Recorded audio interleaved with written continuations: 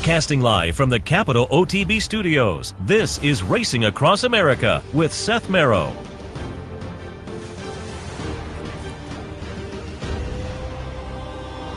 Good morning. Welcome to Racing Across America on this Sunday morning. I am Seth Merrow, and we'll talk some Racing Across America because it was a great day yesterday at PARX. They had some stakes at Belmont.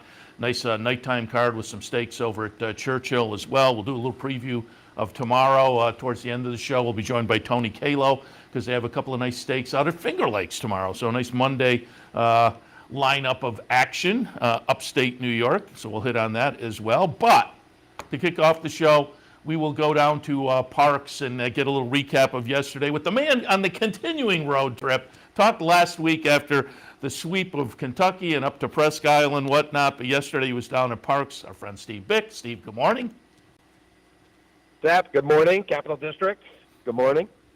And why don't we start out by going back to, because we talked to you on Sunday, but you were headed over to Presque Isle for the Masters on Monday night. Why don't you give us a little recap of the Presque Isle visit?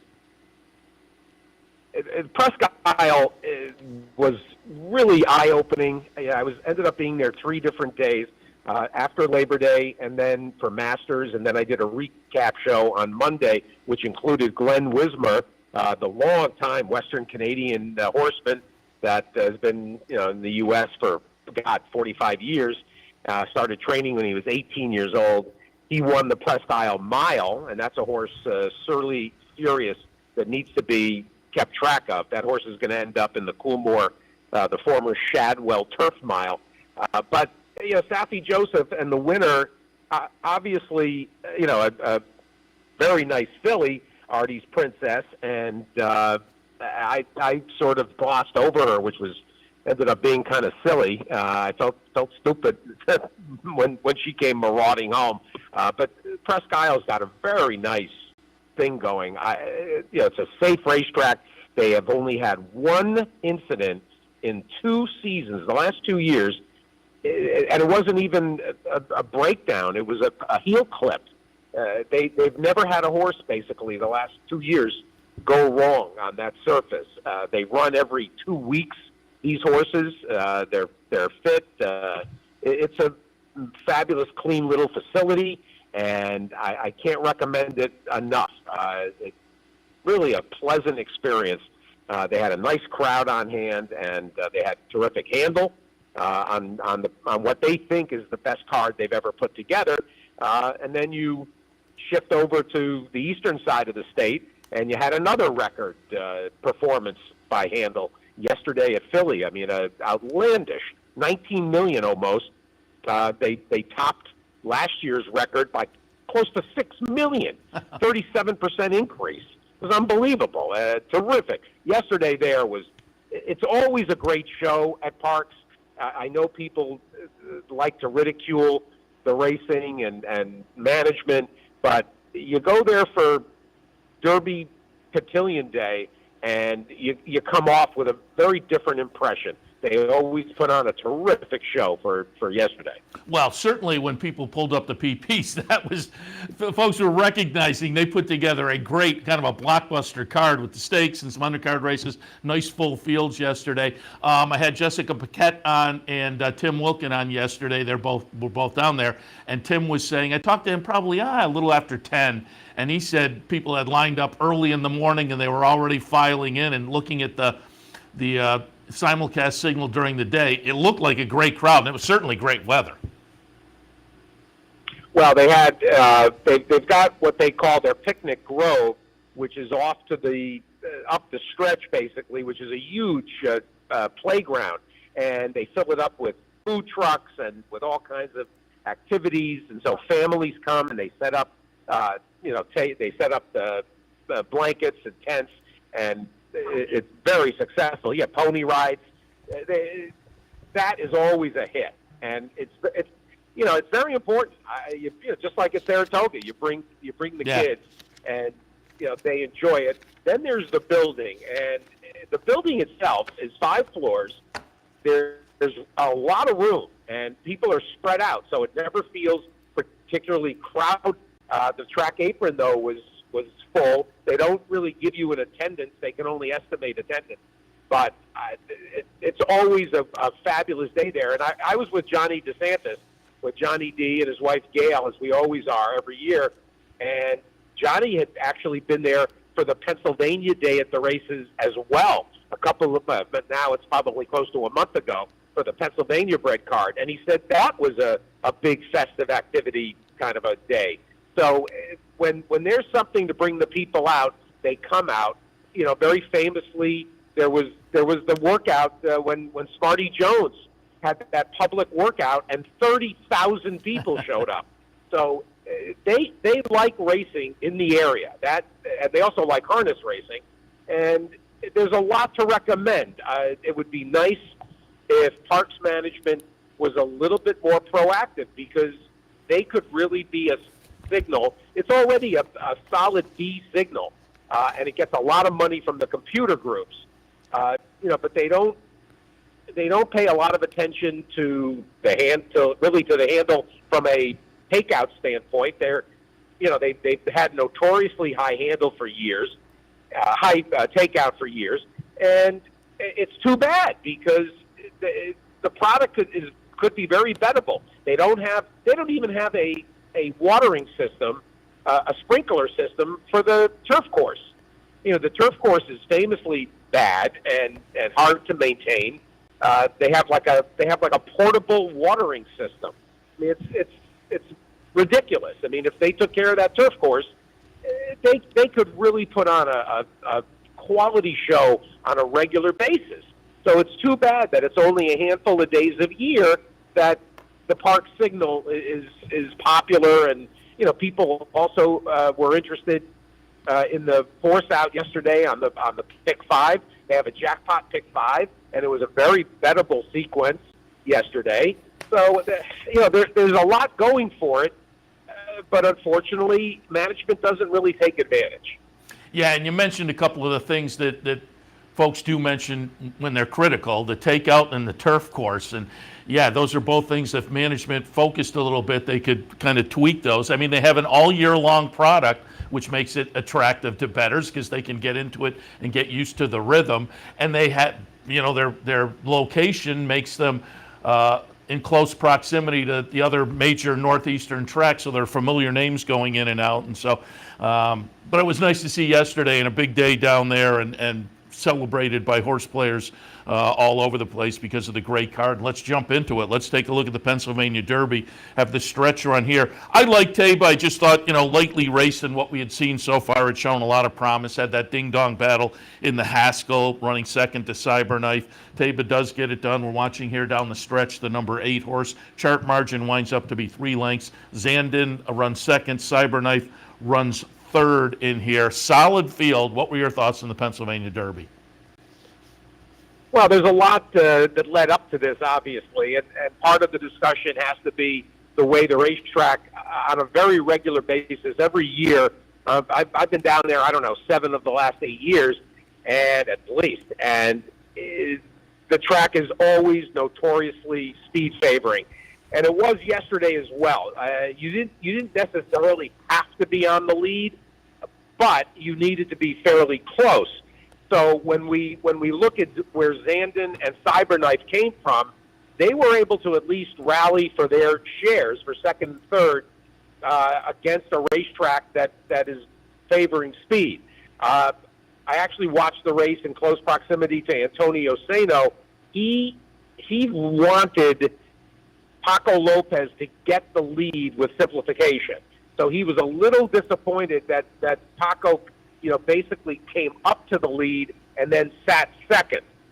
He did inherit the lead at the top of the stretch, and ultimately got even swamped for third by Cyberknife. But Sano was not disappointed. It's going to be very interesting to see where these horses, how they go forward from here. Let's talk about the winner, though, and the winner is maturing on a steady basis. He's obviously, with racing experience, this is a serious horse. He's going to be around next year, and we were with Gary Young last night Gary came with us for dinner, so it was a lot of fun to celebrate the win. Amr Zadan was out of the country, so he was not there. So Gary, basically, who picked the horse out, of course, and bought the horse for Zidane, also had bought Medina Spirit for Zidane. Gary, was pretty much representing the connections. And they're very, very excited. And Baffert, if you saw some of the quotes that Dave Brennan got, Baffert is thrilled. This is a horse that they always felt, had this kind of ability. And running this kind of a race sets him up for a terrific confrontation, with Flightline. Between Flightline, Taba, and Epicenter, I mean, there's your three principles. Let's see about, Life is Great, how that situation, if he's going to run in the Classic or in the Mile. But the 3-year-olds that are going to confront Flightline are very, very good. And, then there's Zandon, and then there's Cyberknife. So we've got 3, 4, 5 3-year-olds that are ready to get to Keeneland and take on Flightline. It's going to take a special effort, but let's see how much pace pressure Flightline faces, and put them in the gate. It's going to be things could not have really materialized any better. I mean, Epicenter is obviously staying home and waiting for the Classic, and that pays off, I think. I would not write off Zandon and Cyberknife completely, because I think the racetrack was against them a little bit. But it was a terrific step forward for Taba, and particularly happy for our friend Gary Young. It was really a pleasure to celebrate with him last night too. Yeah, I was trying to find this. You were talking the quote in one of the Dave Grenig articles from yesterday, where he kind of confirmed what you're saying. He referred to it as a track that was favoring horses that were near or close, close on the lead or close to the lead. I can't find the exact quote, but I did find the Baffert quote in his article talking about heading out to face off with Flightline. Baffert said, "I don't know how close we'll get, but we're coming for them." So it is shaping up now with the nice late season performances by some of the 3-year-olds to make that Breeders' Cup Classic kind of exciting. Taba gets it done. Mike Smith on board for Bob Baffert in the Pennsylvania Derby. Let's go one race earlier in the Cotillion. We're going to watch the stretch run there. It will be number 9 Society getting it done for Steve Asmussen. Again, I had Jessica Paquette on yesterday. I'll tip my cap to her. She liked Society in the race. I went with Shahama, wound up a little bit of a disappointing 5th at 8-1. I thought that might be an up-and-comer, but the up-and-comer does turn out to be Society, who is now 5 for 6 in the career. The only loss was in the Coaching Club American Oaks, but certainly validated what she had done otherwise with the performance yesterday, and inserts herself in the picture amongst the top 3-year-old fillies now. Your thoughts on the Cotillion? Well, the thing that was interesting about this performance, basically, you knew that she and Adair Manor were going to be forward and had potential to basically cancel each other out. And Adair Manor could simply not keep up with Society at all. And I'm eager to hear Baffert's thoughts, because Adair Manor, I thought she was ready for the same kind of step forward. Green up down inside, because you knew that she was going to have to go. The Pletcher Team Valor runner that had won the Catherine Sophia, you would have thought that she would have pressed the pace and pressed the issue. Instead, Society gets away with a fairly easy opening quarter, 23-1. Definitely, picked up the pace at that point for a 46-3 second, half mile essentially. So, and even sub 111 for 3 quarters. But nobody was there. I mean, she was building the lead on the backstretch, and you could see going into the turn, nobody's going to catch her at this point. It was, you would have thought by the 11th race that jocks would have realized, and the horsemen would have said, you can't let anybody get away here. And instead, she gets away. And so, it was one thing to win.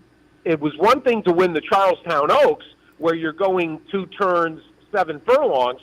This is something else entirely. I thought, and I'm kicking myself because my first pass, when I first looked at this, I said, all right, well, it's Society and Shahama and Adair Manor and probably Green Up. I was against Secret Oath. I mean, Lucas had said she was going to take a break and she needed time off. Instead, he turns right around and shoves her right into this race. She actually did not run terrible. She did kind of run like a tired horse. I mean, she got beat 8 lengths, but she still was third in a Grade 1. So she didn't disgrace herself at all. But you said you were giving her a rest, and then you run her. I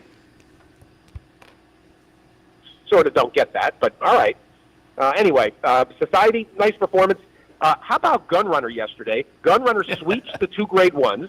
Not only does he sweep the 2 Grade 1s, he had 3 of the 4 stake winners at Churchill yesterday. Yeah. As well. So arguably, and New York's race was the Athenia on grass, so arguably there were 6 major Grade 1s or graded stakes and rich stakes, and Gunrunner sired 5 of the 6 winners. Incredible what he's done after leaving the racetrack. He was great on the racetrack, but yeah, he's been phenomenal, just incredible. And, we had Ron Winchell on, of course, and that was fun as well. But all right, let's talk a little bit more about some of the stakes action yesterday at PARX. The Gallant Bob, 3-year-old sprinting. Mentioning Gunrunner and whatnot, Gunite and Conager were in the stake down at Churchill, coming out of the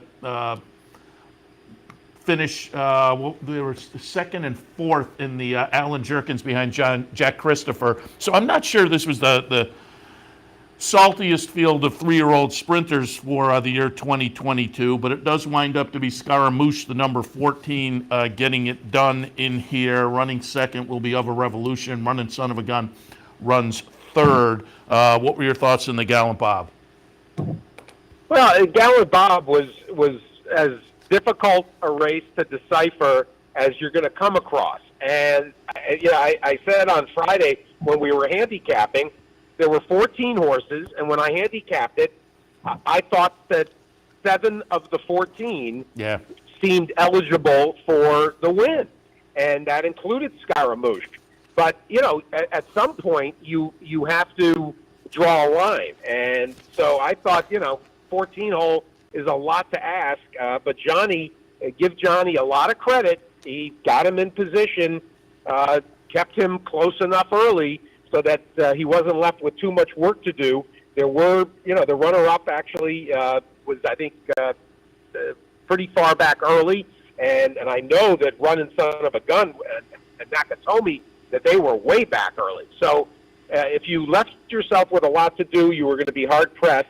And, the 45-1 shot, Speaking, ended up, I think, 6th. Yeah, it was 6th, beaten about 5 lengths. So that kind of tells you the speed-favoring racetrack is going to carry some horses.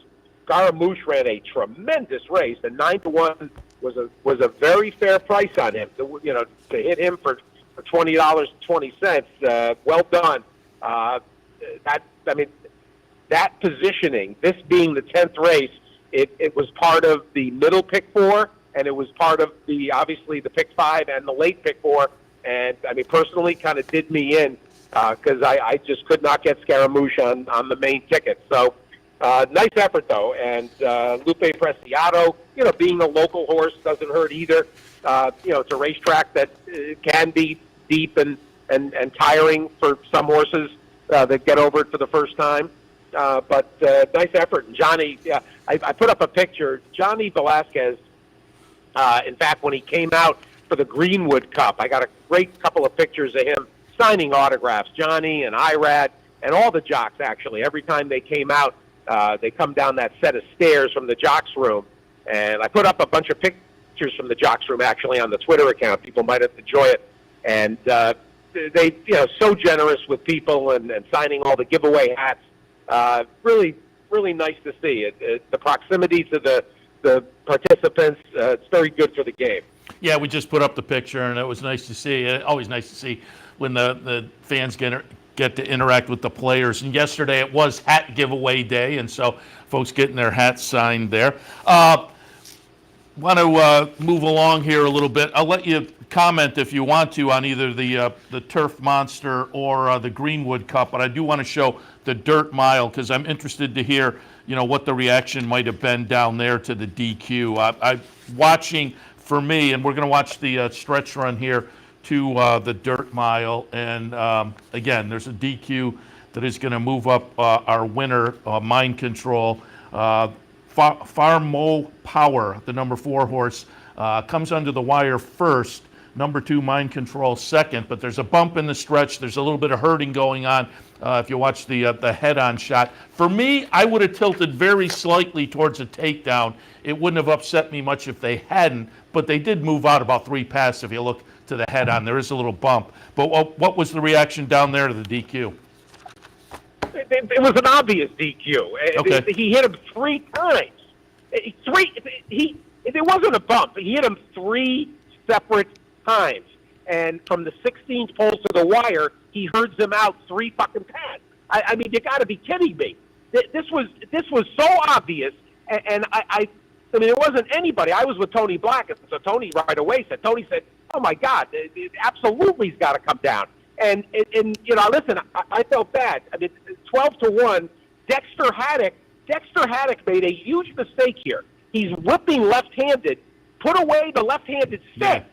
If he takes away the left-handed stick, then that horse does not come down.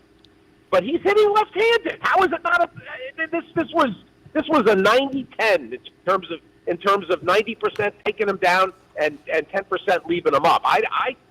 I didn't think there was a question that this horse wasn't coming down.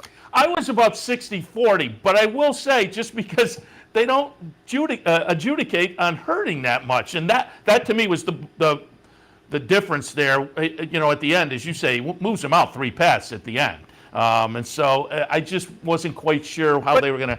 But yeah, I mean, what about the hip check? Yeah, he get the second bump. There's the third bump approaching the wire. There's the first bump at the 8th pole, but it's that second bump where he hits him with his hind end and he knocks him off stride. Yeah.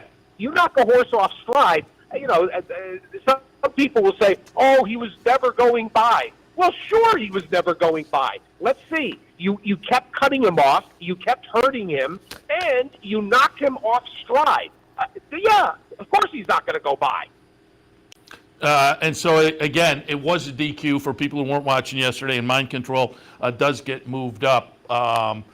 Going to be interesting to follow Mind Control a little bit coming out of this one as well. And I will let you, if you have any comments on either the Greenwood or the Turf Monster. The Turf Monster, it was That's Right, the Greenwood, riding with Biden on the front end under Paco Lopez all the way around in the marathon event. Any thoughts there? Well, that was actually a very good value. That was one of the best prices of the day. Society at 8-1, and what did we get? $19 on riding with Biden. I thought that was a silly price because it certainly felt like Fearless and riding with Biden. Those were the 2 speeds. Fearless never even got close, and so when Paco Lopez got away with a 49 2.5. It became pretty clear that riding with Biden was going to be tough to reel in. So nice win, and Butchie Reed has won this race. I don't know, at least 3 times, maybe 4. Speaking of that, Baffert won the Pennsylvania Derby a total of 4 times now, but Asmussen in the Cotillion, that was his 5th win in the Cotillion. That's kind of incredible. Oh, that is incredible, and I didn't realize that. But now that you say it, now that you mention that, good point. No, it's crazy. All right, before we let you go, we have to run through some of the photos you sent. We looked at the Johnny signing the autographs, but we also you mentioned going out to dinner with Johnny D and company, and we always have to do a little road trip diner or restaurant review. So. Give us a little review on the restaurant you say you annually stop at after the Pennsylvania Derby. We do. This is a place about 15 minutes away from PARX. It's in Morrisville. It's called Non Solo Pasta. It's really right on the New Jersey border, and so Trenton is the state capital is only about 10 minutes away as well. It's former Governor Christie's favorite Italian restaurant, which is quite an endorsement given his waistline. And you then fold in the Horseman from PARX. It's John Service's favorite place. See Butchie and Ginny Reed there a lot. It's out of this world. Johnny's wife, Gail, who is a wine merchant, she sells, that's how we ever started going there about 10 years ago. And we go every year. The food is just spectacular. The chef owner, Gennaro, the guy is a genius. So we had a fabulous dinner, and as I mentioned, Gary Young was with us. Earlier in the day, Tina and I have our own tradition. In the morning on Pennsylvania Derby Day, we go to the Reading Terminal Market. We go to the Nick's for their roast pork and their roast beef. So at 10 o'clock, we're having the fabulous, the Nick's sandwich. On Friday night when Tina got in, I took her to El Vez, which is fabulous, on Locust, Mexican place, and Van Leeuwen for ice cream. And the place, it's just Philadelphia for us. It's our favorite town. Although I took Tina to Chicago, she's going to be high on Chicago, I think, going forward. But we love going to Philly. This is always one of our favorite fall trips. Are you a cheesesteak guy? Oh, of course. Am I a cheesesteak guy? What kind of question is that? What is wrong with you? I don't know. Maybe Unbelievable. You never know. You never know. I never know. Of course, I'm a cheesesteak guy, but also, I'm also big on the roast pork. You get the Italian roast pork, which is very similar to either a cheesesteak. There's also the roast beef sandwiches, the hot roast beef you get in Philly. But the roast pork is thinly sliced pork loin with sharp provolone, and then with Italian greens, either greens or broccoli rabe. And it's spicy, and it's sharp cheddar and sharp provolone, and then the roast pork, which is mouth-watering.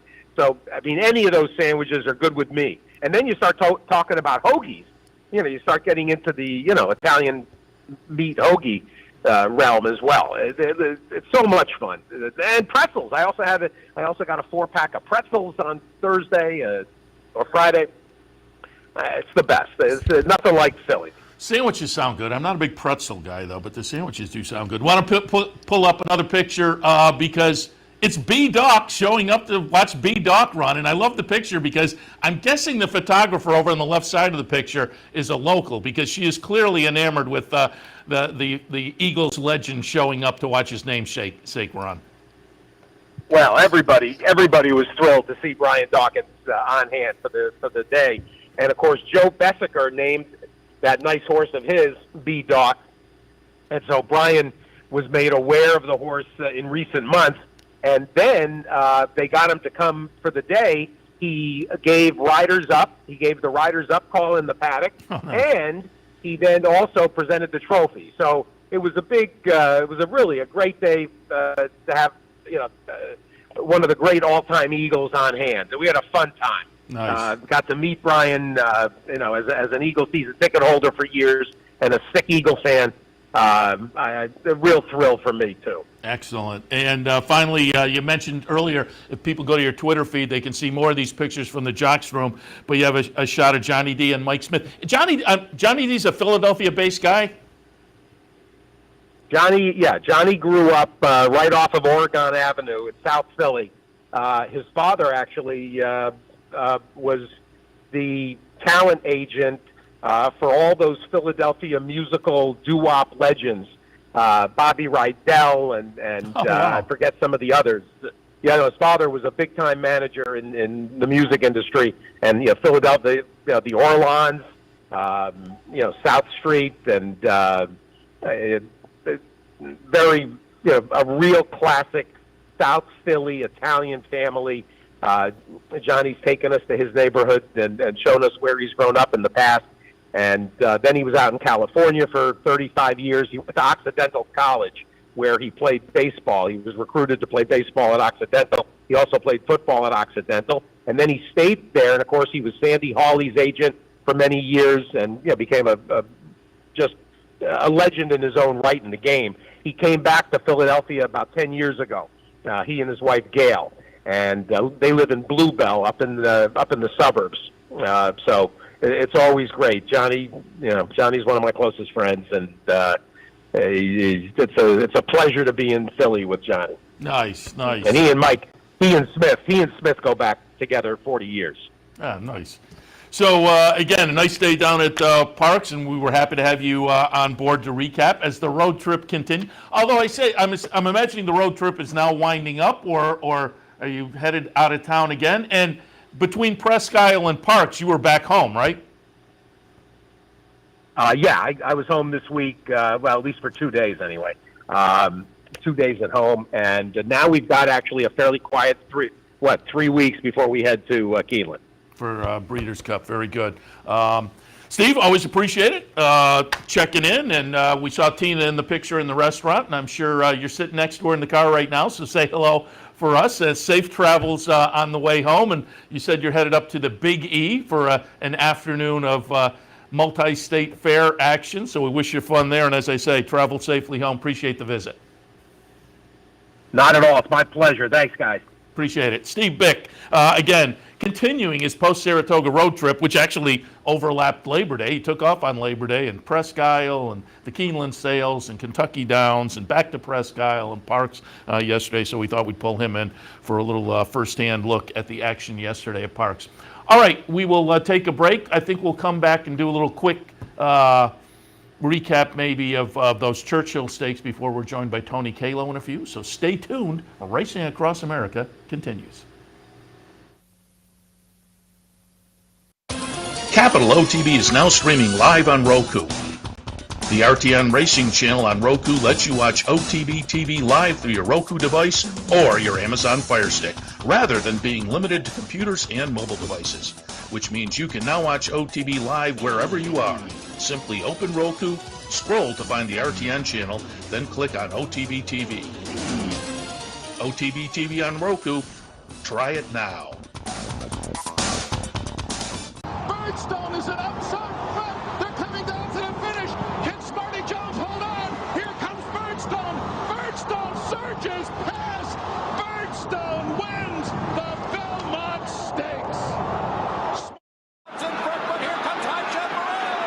High Chaparral, the defending champ, to take it to Belmont. These two arch rivals head to head with Joe Hart bearing down on them. It's going to be a 3-horse photo finish in the turn. Here's the wire. Photo finish. What if there was a way to become a better horse player? To have a better knowledge of the game? To be more successful? What if there were a way to take what you've learned, what you know, and make better decisions, better choices? In horse racing, knowledge is a powerful tool. Race results and replays, past performances and live streaming, wagering from all your digital devices. Capital OTB. Become a better horse player. Welcome back. Let's just take a quick look at some of those stakes last night at Churchill, because there's some familiar names in and amongst that group, and names that'll be worth watching going forward as well. The Bourbon Trail last night featured Homebrew, who for Brad Cox had won the Oaklawn, had won the Pegasus, was coming out of a fourth behind Skippy Longstocking in the West Virginia Derby. Ethereal Road for Wayne Lucas had won the Sir Barton at Pimlico earlier this year and had a little bit of promise, showed a little bit of promise. Creative Minister for Ken McPeak. Third in the Preakness, had shown a little bit of ability early in the career and seemed to have some promise on the 3-year-old scene. Had run third in a couple of minor 3-year-old stakes just prior to yesterday. The Curlin at Saratoga and the Smarty Jones down at PARX. And they all played into the run down the stretch here with number 2 Homebrew getting it done under Ricardo Santana for Brad Cox. Creative Minister runs second in here, and running third is War Campaign. Ethereal Road, a little bit disappointing, running fifth in the field.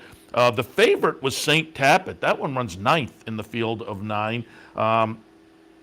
St. Tappet being lately raced, coming in 2 for 2 for Todd Pletcher, stepping into stakes company, and just obviously was not up to the task yesterday, running again last in the field, but Homebrew gets it done. It was 5-1 over 6-1. The chart margin knows from first to second, second to third, but with those prices, you wound up a little exacted just under $80. With again a couple of horses that on the 3-year-old side of things had shown a little bit of promise earlier this year, and they get it done yesterday. Homebrew on top in the Bourbon Trail for Brad Cox. A little bit earlier was the Dogwood. These are 3-year-old fillies sprinting 7 furlongs. Everybody had their eyes on this one with Echo Zulu returning out of a 4th place finish in the Kentucky Oaks that snapped a 5-race win streak that started her career. The 4th place finish in the Kentucky Derby, obviously at a mile and an 1/8. Off since then, comes back at the 7 furlongs yesterday. What was she going to do? She was going to win decisively at 61 cents to the dollar. Again, with the penny break, 51 cents to the dollar, with the penny breakage down there. Paid $3.02. Echo Zulu, the chart margin, just over 5 lengths. Gets it done pretty easily over Tarabi for Cherie DeVoe and Colorful Mischief in the field of 5. But again, nice return for Echo Zulu last night in the Dogwood. And finally, we'll take a look at one more notable from yesterday. Again, with familiar names. I kind of alluded to this when we were talking to Steve earlier, because that Gallant Bob, to me, at PARX was a nice big field, nice bettable field, but it was not necessarily the saltiest field of 3-year-old sprinters. And, we go back to the Alan Jerkins up at Saratoga. Had Jack Christopher in there, and behind Jack Christopher, Gunite and Conager, and they showed up last night. Not Jack Christopher, but Gunite and Conager. And Gunite gets it done. Second last time in the Alan Jerkins, 2 starts back, had won the Amsterdam up at Saratoga, had shown a lot of ability throughout the career, having won the Hopeful last year at Saratoga for Steve Asmussen, and won it nicely. The number 7 horse Gunite here, winning by a chart margin of 3. Conager runs second. That one had run 4th in the Alan Jerkins, had won the Housebuster at Colonial just before that for Michael Tomlinson. So they run 1-2 last night at Churchill Downs in the Harrods Creek. 7 furlongs, over $250,000 up for grabs in the purse. So nice night last night at Churchill, following up on a nice afternoon at PARX. A couple of nice stakes as well at Belmont, and I'll just hit you with the results there at Belmont. In the Athenia, it was Love and Thunder getting it done. Jose Ortiz on board for Chad Brown. And in the Ashley T. Cole, City Man gets back to his winning ways in the Ashley T. Cole for Christophe Clement, with Trevor McCarthy on board as the just over even money favorite down at Belmont. So nice stakes action yesterday. Certainly will play into some races going forward, with notable names validating or jumping up a little bit and moving into a position of notice, as it were. I would say society in that it's shown plenty of ability before, but winning a race like that one yesterday, I think, places her firmly in that 3-year-old filly division, top of the 3-year-old, near the top. I think Nest is sitting there, but near the top of the 3-year-old filly division. All right, we'll take a break. When we come back, as promised earlier, nice day at Finger Lakes tomorrow, and so we wanted to give you a little update. Whenever there are midweek stakes and when we can kick off the week with some stakes action, always worth noting. So if you're going to jump in and pay attention a little bit tomorrow, maybe Finger Lakes will attract your attention with a couple of nice stakes, and we'll talk with Tony Calo about those right after this. Stay tuned. Having trouble finding us? It's actually quite simple. Whether online or on your TV, it's never been easier to watch and wager on championship horse racing with Capital OTB. Simply log on to capitalotbbet.com. There you can watch our morning shows, live stream races, and wager on our state-of-the-art wagering platform. You can also watch from the comfort of your home on Spectrum Cable Channel 1250 or Fios Channel 467, and win more with Capital OTB.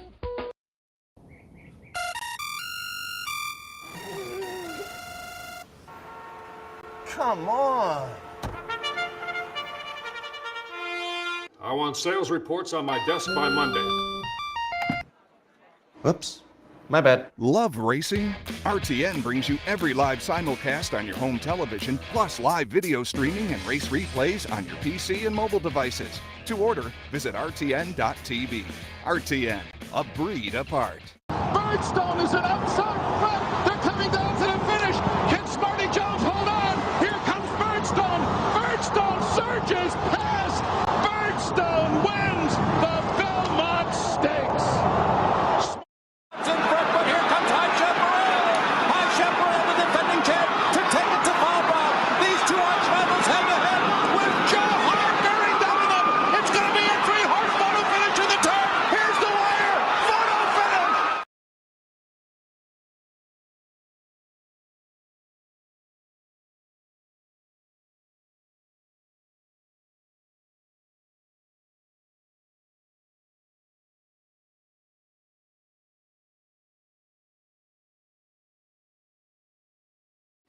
Welcome back to Racing Across America. As promised before the break, joined now by our friend Tony Calo from the Finger Lakes. Tony, good morning. Hey, Seth, good morning to you. How's it going? Very good. And I touted people. It's always fun when there are, weekday stakes races, and got a couple of them tomorrow at Finger Lakes to kick off the week on a Monday. So if folks are playing on a Monday, take a look at Finger Lakes and some stakes action. We'll talk about that in a moment. Before we do, you and I were talking a little bit, looks like maybe some inclement weather. Yeah, it looks like a little bit of rain. It's raining right now, and looking at the forecast, looks like rain predicted throughout the Monday morning into the afternoon. So I would have to assume we're going to get some form of an off track. All right, so we'll tell people to kind of keep their eyes on that for tomorrow, and if you're handicapping today, maybe factor that in a little bit. Let's jump in. Let's take a little look at some of the stakes action for tomorrow. The Lady Fingers, we're looking at 2-year-old New York-bred fillies going 5.5. I pulled up a replay of Warsaichi winning back on September 5th. Warsaichi, the number 8 horse here. Career debut was an okay third. Showed market improvement, though, in this race. Wins off by the chart margin. Folks will see it here as we're watching the stretch run, but the actual chart margin, 7.5. I thought that was a pretty good performance. Clearly, the horse off of that will take a lot of action. What do you think in the Lady Fingers tomorrow? Yeah, I agree with you on how she looked. She was very impressive winning, and she's already shown an affinity for an off track. Both of her career races have been on wet racetracks, a good sealed racetrack. I will say this, in her debut run, the filly that beat her, I think, is a pretty good one. Her name was Small Pebbles, and she, it's pretty interesting about Small Pebbles. She tried to debut. She had received a lot of action. She acted up at the starting gate, and she was scratched prior to that 22nd of August race. Well, here she comes back on the 22nd of August, probably a couple weeks later, and she received even more toed attention that day, and she just popped the starting gate, and Warsaichi chased her the entire trip and could never bridge the gap. So that was a very good defeat as far as the effort Warsaichi put in. And she was very professional in her second career start. I didn't, unfortunately, go back and look at the running times that particular day, but just looking at her on paper, 23-1 and 47-2. Her debut run, she's 2.5 off of 47. She might have to really improve a little bit in her interior splits if she wants to really validate that 8-5 morning line, in my opinion. So I'm going to try to beat her. Okay. And from the local girls, Isabel Loves Gold looked good winning. I will say this: she had some issues in her initial start. She bore out through the turn. She was very competitive, and then she just all of a sudden her mind must have failed her, and she started to drift out significantly. Well, then she straightened herself out very nicely and had a good stride working in the final furlong. And she put it all together on the 8th of August.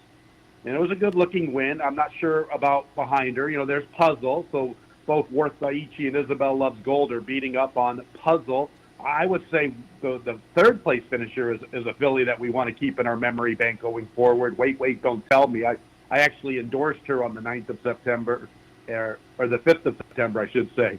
And I'm looking forward to watching her race again. I'll be picking her. So let's keep that one in the memory bank.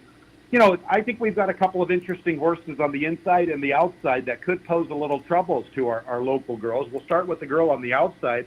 You know, here's a New York bred who debuted at Lone Star, didn't really run a jump, but then they took her to Louisiana Downs, and she looked pretty professional. I haven't been able to watch the replay yet, but it looks like she's on the inside, and she showed a little bit of grit, showed a little bit of heart, and, you know, I give that race a good look. Plus, she's running 5.5 furlongs, and from her outside post, she could be meant well. War correspondent out of a noon marked mare. I don't mind the noon marked blood underneath, so I'm giving her a little look at 4-1, but I think I'm going to try to upset the apple cart here. You know, me, Seth, I like to go fishing, and I'm not a very good fisherman, but when it comes to horses, I like to try to sort out get a price horse, and I find the one Ruler of the Night pretty intriguing at 10-1.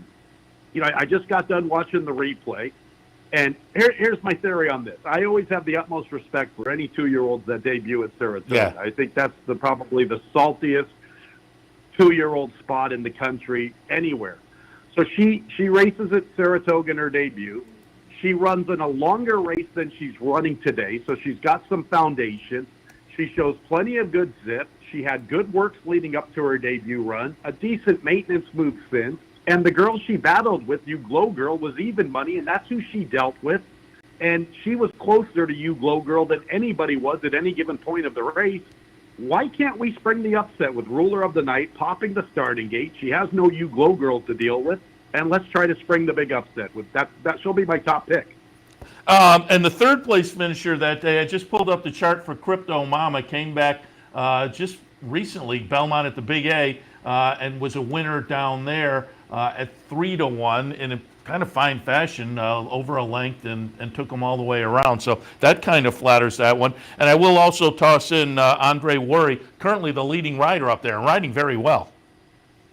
He is. You know, and Andre was poised to win the title last year, and he had a bout with COVID late in the season, which cost him almost 3 weeks of action. He was our top jockey until he got ill, and I really believe he was gonna be right there with Luis Perez. And this year, Andre looks like he's gonna go wire to wire. I mean, unless something happens, he is riding exceptionally well.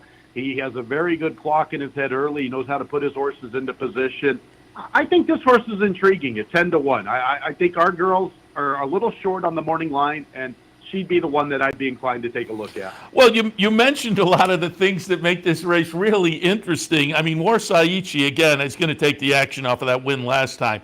But your horse, again, coming out of the Saratoga race, having shown a little bit of punch early, and that they have kind of the confidence to try this. And again, the third place finisher came back and won nicely. Woman on the Warpath, though, you're absolutely right that they took this New York bred and started at Lone Star and Louisiana Downs, and then said, you know what, let's go up and aim for this little stakes race up at the Finger Lakes. That one's interesting. Striking Melody, we didn't mention that one, but comes out of a turf debut up at Saratoga. Didn't show much there, but again, that they elect to, let's go out to the Finger Lakes and try our luck in the second start on the dirt. That one's a little bit intriguing as well. So there are kind of storylines all around here that you can hang your hat on.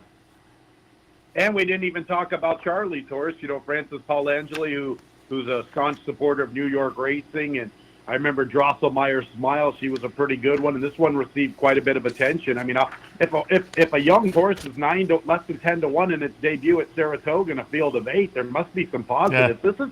This race isn't as simple as the two local girls dominating the morning line, in my opinion. Yeah, I think you're right. It is kind of a fun field with some interesting storylines there. And I hadn't even noticed the Charlie Baker horse. Yeah, getting 9-1 up at Saratoga. That's a little bit of action up there. All right, let's go earlier on the card. The aspirant is for the 2-year-old Colson Geldings at 5.5. I pulled up the replay looking at the funny side, Saratoga on August 26th. The winner's going to be Andiamo Afferenzi. The second place finisher, Donegal Surges. The third place finisher, number 1, Acoustic Avenue, or Ave, is going to run third. Off of this effort, I thought that one was interesting. The short price on the morning line had won the career debut, the maiden special. So I think both Andiamo Afferenzi and Donegal Surges are going to turn out to be nice little runners themselves. So running third to those two, no shame there. So Acoustic Ave does kind of stick out, but your thoughts on the aspirant? Yeah, without a doubt. I mean, we're not telling the people, anything they don't already know. The race goes through the 4-horse, no question about it. one thing this year is the first year that the aspirant, I call it the aspirant, but I guess Ross Morton always used to call it the aspirant. So the aspirant, the aspirant, however you want to say it. But both of our 2-year-old races this year are 5.5. They have been 6 furlongs in the past. So here's a 6-5 shot who has already run 6 and 6.5 furlongs, wins a maiden special weight at Saratoga 3-2, runs third to a couple of good ones, shortens up in distance. I mean, the race goes through him. It's hard to imagine him probably not winning. Now, with that said, of the local horses, and I don't know anything about Linda's debut runner, but I know Ralph D'Alessandro's been high on this Gold in Them Hills. And if you happen to dial up the replay, that horse ran well. Now, Bobby Ride, I just typed in Bobby Ride on Equibase. I'm wondering why Bobby Ride's not in here. He's a New York bred. He had a workout on the 2nd of September. Obviously, I don't know what happened, but Bobby Ride's a pretty good one. He looked good winning, no question about it. I was very impressed with this Gold in Them Hills. This horse showed a lot of professionalism, had every right to cave it in and get discouraged and backpedal. This horse actually had a good stride, and do take note, this horse was 4.5 in front of Mo Trump. And look what Mo Trump came back and did. Now, Mo Trump comes back and wins by almost 6 lengths. Now, both of those horses, Hutch and Blue Lieutenant, ran the other day, and Hutch finished second in a maiden special weight to a big long shot. But I know Ralph's been high on this outside horse, and I give him a lot of credit. He gelded him, and instead of being enticed to bring this horse back awfully quickly for a maiden special weight race, he's playing his cards very strongly, gelds them, gives them a couple words, and he's going to go straight into the stakes race. So if anybody would maybe have a puncher's chance to upset the big favorite, that would be the horse I would lean with, Gold in Them Hills at 7-2. And I will defer to you on the pronunciation of the name of the stakes race, because I admit I was guessing where to put the emphasis there. But going back to Gold in Them Hills, I'm going to be interested to see where the betting public goes, because as you note, the morning line may be correct, because it was a nice win last time by Mo Trump. But that win should flatter Gold in Them Hills. As I say, I'm going to be interested to see where those two wind up as they go in the gate odds-wise. And it's funny because I was prepared. Well, I looked at the PPs real quick, and I thought this horse was acoustic ace, so I was ready to say Clement and Franco had an ace in the hole, and at the last second I noticed the Avenue, and I don't know if it's Ave or Avenue, so I'm going to be at the mercy of going back and watching some replay, and I'll see what Johnny I called him, and I see the dam looks like Rock Avenue Road. There is a period after the Avenue. Yeah. But I'm leaning to Acoustic Avenue, but Seth, you made me all of a sudden, I'm referring to the horse from a number standpoint. Well, the number 4 is looking pretty good now. There you go. All right. I had some guy on Twitter the other day giving me a little bit of grief about a pronunciation of a horse. We have a horse here, and it's all one word, and her name is Treat Her Like Star, but her dam is Treat Her Like a Lady by one word, all one word. And I just don't think Treat Her Like a Star makes as much sense as Treat Her Like a Star versus Treat Her Like Star. And I got into a little bit of a streak with him. No wonder why I avoided Twitter for all these years. Unbelievable. But he actually turned out to be a pretty cool individual. We had a great talk, and he's all, you know what, Tony, you're bringing up some good points. You know what? Why don't you just do what you've been doing? I'm like, all right, we'll figure it out. I will say those mushed up names, I am almost sure to get it wrong. I will be in here on the afternoon handicapping show, and I'll give it the pronunciation I think, and then the race will go off, and the race caller will pronounce, and I'll be like, head and hands. Oh, I wasn't even. And then once somebody pronounces it correctly, then you see, oh yeah, it should be parsed out like that. Then it becomes totally obvious, but by then it's too late. It's not very easy. I had a horse the other day, and for whatever reason, I knew it's a Chilean bred, but for some reason I wanted to pretend like the mother was from France, and I called the horse Mitre por Ciento, and I said the name in the post parade. I said the name in the analysis. Well, we've got a lot of the we've got a few guys from Puerto Rico that are jockey agents that work in our video department, and I'm flooded with calls after the fact. Tony, it's Trace. Well, I said it in the parade. I said it in the analysis, but you guys all wait till I make a fool out of myself in the race call. Thanks a lot, guys. It's a lonely island up there, Seth. I'll tell you that. I would have gone with you, and I'm we're talking about it, I think I did go with you. I think I had your pronunciation as well. Before we let you go, we were talking before we went on the air, and you said you were watching some of the action yesterday at PARX, the Pennsylvania Derby. I used Taba on top. I just thought, given what we saw early in the career, coming out of the maiden breaker in the debut and then to win the Santa Anita Derby, you kind of, draw a line through the Kentucky Derby. That's a big ask in start 3. But then the ding-dong battle with Cyberknife, and Taba kind of lived up to it. Certainly one that we're going to look forward to watching as the career progresses. And it's going to be fun now to see, given what the 3-year-olds have done here in the late part of the season with Epicenter and the Travers, and this performance, we're watching the stretch run here, Taba. It's going to be fun to see these 3-year-olds face off with with Flightline in the Breeders' Cup Classic. But your thoughts on the Pennsylvania Derby? Without a doubt, Seth, I was very impressed. I had kind of had my doubts about Taba. I went shopping. That's just me. I went shopping with Tawny Port. Didn't run a jump. I had him boxed with the top 3, and he didn't run a lick for me. But I have to admit, I was thoroughly impressed with Taba. And the more I think about it, what they tried to ask of him early on to get to the Derby. Boy, this is a very nice horse. I do believe Epicenter is the cream of the crop, but I think Taba yesterday solidified himself as a close 1A, or obviously solidified the number 2 spot. Yeah, I totally agree. That was a very nice performance, and the 3-year-olds are kind of acquitting themselves nicely as we get to the end of the season. How about Society in the Cotillion? Because I thought she also didn't surpass Nest by any means, but she moved herself up in the conversation of the 3-year-old fillies with the win in the Cotillion.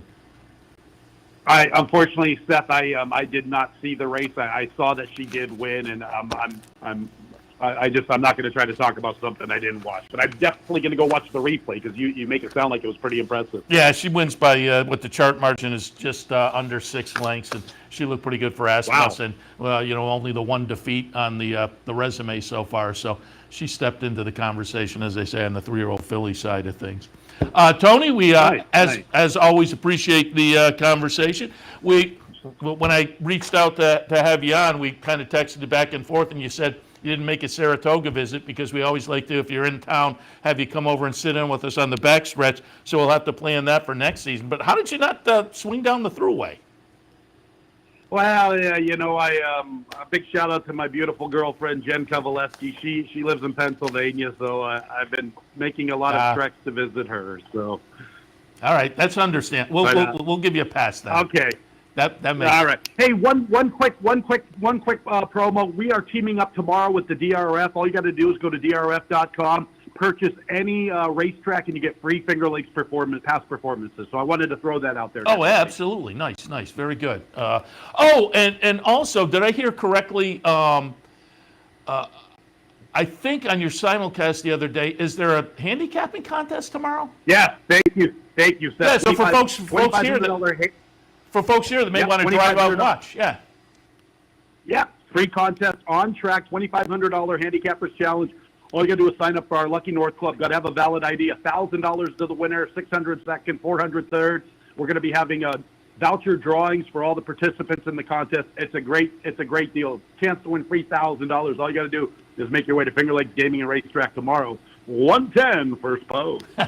I'm glad we mentioned that because, I heard it on the simulcast last week, and I thought, let's tout that a little bit because folks can hop on the Thruway and go right out to Finger Lakes, and that'll be fun, a little Monday afternoon handicapping contest. So we'll tell people to maybe put that on their agenda as well. Tony, as always, appreciate the visit. Always a lot of fun, and we'll talk again.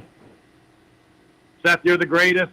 We love you. You're a great ambassador for this sport, and Capital OTB and all of us in horse racing are lucky to have you, buddy. I appreciate that. Right back at you, Tony. I appreciate everything you do as well. And as I say, we will talk again in the future. You got it, my man. Tony Calo from the Finger Lakes. Again, fun day tomorrow with a couple of nice little stakes races. And again, that handicapping contest, that could be fun. It could be a fun way to spend a Monday afternoon. Hop in the car in the morning and head out there and sign up for the contest. And maybe you'll walk away with a little extra dough at the end of your Monday afternoon. So keep that in mind as well. All right, I'm going to wrap things up. Be back in about an hour and a half or so with OTB Live for a Sunday afternoon. Yesterday, there was no OTB Live because we were up at the Queensbury branch. We had a customer appreciation day. My first visit up there. It's a really nice branch, right down around the corner from the Aviation Mall. In a little strip mall, but a nice branch. There was a nice crowd there. Got a lot of great feedback from people. That was kind of fun. Folks who enjoy the Saratoga programming, the programming all year long. Had some folks walk up and say they're regular viewers, and they appreciate the programming and watch and discuss afterwards and break down the picks and play along. And so again, we always appreciate that kind of feedback. And then during the afternoon, we were also just getting some feedback from people as they were playing and looking, and what did we like, what did they like, and looking at some Belmont and some PARX during the afternoon. So it was fun. There was a contest that was a lot of fun during the afternoon. First and second place decided by 30 cents, as there was, $75 to winner, $25 to second place. And as they say, it was a 30-cent decision between first and second. So that was kind of fun to watch during the afternoon as well. We had a little free food, and it was a nice afternoon at the Queensbury branch. So again, to everybody up there, thanks for your participation. To the folks that administer the branch, great job up there this summer and yesterday as well. I was up with Shannon Donovan from the marketing department. A fun afternoon up at Queensbury. But today, back in the studio live in just about an hour and a half for a Sunday afternoon OTB Live. We'll see you then.